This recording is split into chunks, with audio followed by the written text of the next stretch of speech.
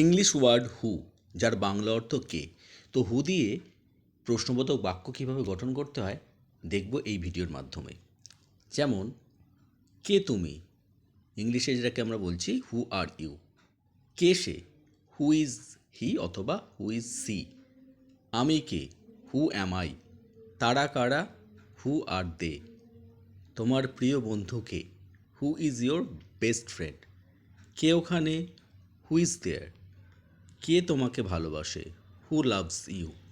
কে তোমাকে ইংরাজি পড়ান, হু টিচস ইউ ইংলিশ। এটা কে করেছে, হু ডিড দিস।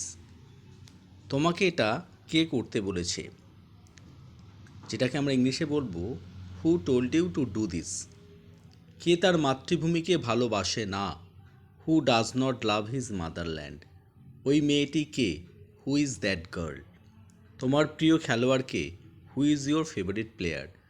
তোমার প্রিয় লেখককে, who is your favourite author. কে তোমাকে ফোন করছে, হু ইজ কলিং ইউ। ভিডিওটি ভালো লাগলে অবশ্যই একটি লাইক করে দেবেন। চ্যানেলে নতুন হলে চ্যানেলটিকে সাবস্ক্রাইব করে দেবেন।